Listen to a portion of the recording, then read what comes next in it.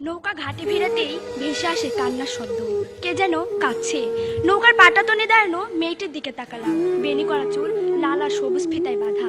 দূর থেকে বেনির শেষ প্রান্তটা পতাকার মতো মনে হয়। ঠোঁটে লিপস্টিক নেই, নাকের উপর মস্ত বড় নাকফুলটাকে মনে হয় আগ্নেয়গিরির জ্বালামুখ। মেয়েটির কাজল ধোয়া চোখের পানি কপর গড়িয়ে ঝরে পড়ে। পিঠে ঝুলানি স্কুল ব্যাগটি শক্ত করে ধরে মেয়েটি চিৎকার করে বলে ওঠে, আমি যাবো না। প্রশ্ন করি, কোথায়?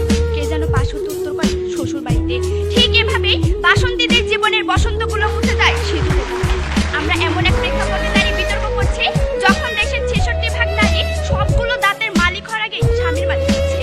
আমরা এমন এক প্রেক্ষাপটে দাঁড়িয়ে বিতর্ক করছি যখন দেশে বাল্য বিবাহ নামে নারীদেরকে ঠেলে দেওয়া হচ্ছে শারীরিক নির্যাতনের দিকে, যা বন্ধের প্রয়োজন সচেতনতার বলয় গড়ে তোলা।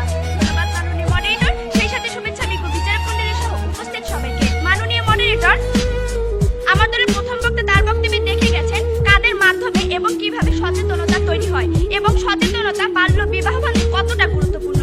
মাননীয় মডারেটর, প্রতিপক্ষ দলের প্রথম ও দ্বিতীয় বক্তা আইনের পক্ষে তাদের মতো করে নানান যুক্তি দেখে গেলেন। প্রতিপক্ষ, আমরা আইনের প্রয়োজনীয়তাকে অস্বীকার করছি না, কিন্তু মাননীয় মডারেটর, শুধু আইন দ্বারা যে কোনো সমস্যা সাময়িকের জন্য কমিয়ে আনা সম্ভব হলেও তা পুরোপুরি নির্মূল করা সম্ভব নয়, এবং তা কেন সম্ভব নয় আমি দেখিয়ে যাব। মাননীয় মডারেটর, প্রতিপক্ষ দলের দুইজন বক্তা বারবার কঠোর আইন বাস্তবায়নের কথা বলে যাচ্ছেন। লক্ষ্য করুন প্রতিপক্ষ, সভ্যতার ইতিহাসের সর্বপ্রথম লিখিত আইন ছিল হাম্বুরাবি আইন, যা 1786 খ্রিস্টপূর্বে সম্রাট হাম্বুরাবি প্রণয়ন করেন। 282টি ধারা সম্বলিত এই আইন সম্পর্কে এখন পর্যন্ত এটাই বিশ্বাস করা হয় হাম্বুরাবি আইনই ছিল পৃথিবীতে সবচেয়ে কঠোর আইন।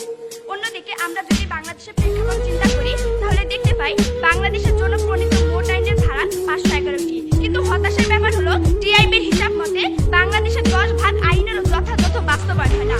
সূত্র দৈনিক সমকাল 12 জুন 2014।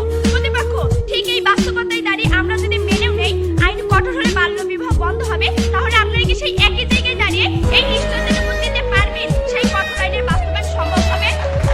আর আপনারা যদি এই নিশ্চয়তার উপর দিতে ব্যর্থ হন তাহলে আপনাদেরকে অবশ্যই স্বীকার করে নিতে হবে বাল্য বিবাহ বন্ধে কঠোর আইন প্রযোজ্য নয়, সচেতনতার প্রয়োজন অবশ্যই আছে।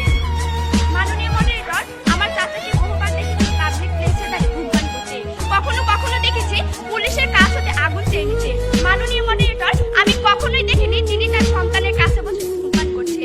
প্রতিপক্ষ, আমরা যদি ঘটনাটিকে দুটি দিক থেকে চিন্তা করি তাহলে দেখতে পাই একদিকে 100 টাকা জরিমানার ভয় চাচা ধূমপান করা থেকে বিরত থাকতে পারছেন না, অন্যদিকে তার সন্তানের ক্ষতির কথাটি চিন্তা করি তিনি ধূমপান করা থেকে বিরত থাকছেন।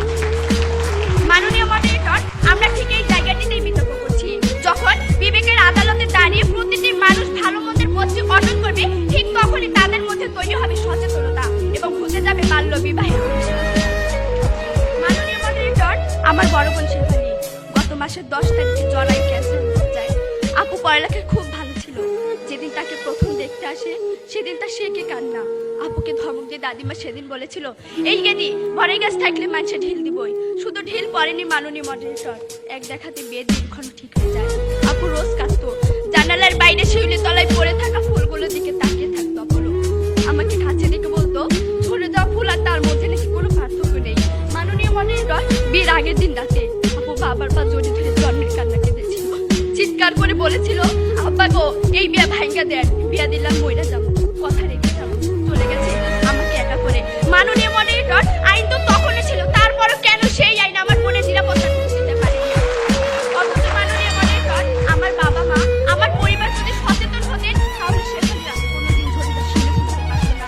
তাই আমি বিশ্বাস করি মাননীয় মডারেটর, সচেতনতাকে বাদ দিয়ে কেবল আইন দ্বারা বাল্য বিবাহ বন্ধ করা কোনোভাবেই সম্ভব নয়। মাননীয় মডারেটর, আইন কঠোর করা হয়েছে, তারপর বন্ধ হচ্ছে না বাল্য বিবাহ। লক্ষ্য করুন প্রতিপক্ষ, ইউএন উইমেনের হিসাব মতে 2015 সালে প্রথম 2 মাসে সারা দেশে বাল্য বিবাহের ঘটনা ঘটেছে 303টি, যার মধ্যে মামলা হয়েছে 7টিতে এবং গ্রেফতার করা হয়েছে মাত্র 5 জনকে। প্রতিপক্ষ, এই যদি হয় কঠোর আইনের করুণ দশা, তাহলে আমরা সচেতনতাকে বাদ দিয়ে কিভাবে শুধু আইনের উপর আস্থা রাখবো? প্রশ্ন হলো, আশা করি উত্তর পাবো। মাননীয় মডারেটর, গল্পগুলো সত্যি হলেও পারতো এবং সভ্যতার কাছে লেখা হতো, সামনের গান গাই আমার চোখে পুরুষ রমণী কোনো বিধাবিদ নাই। মাননীয় মডারেটর, গল্প সত্যি হতে শুরু করেছে, এই বিতর্ক মঞ্চ তার সাক্ষী। বক্তব্য শেষ করব, তবে শেষ করার আগে প্রতিপক্ষের উদ্দেশ্যে কিছু প্রশ্ন রেখে যাব। প্রতিপক্ষ, আইন দিয়ে যদি সকল সমস্যার সমাধান করা যেত তবে কেন আমরা দুর্নীতির অভিশাপ থেকে মুক্ত হতে পারছি না? কেন আইনের ফাঁদ দিয়ে বেরিয়ে ঝলসে যাচ্ছে বাংলা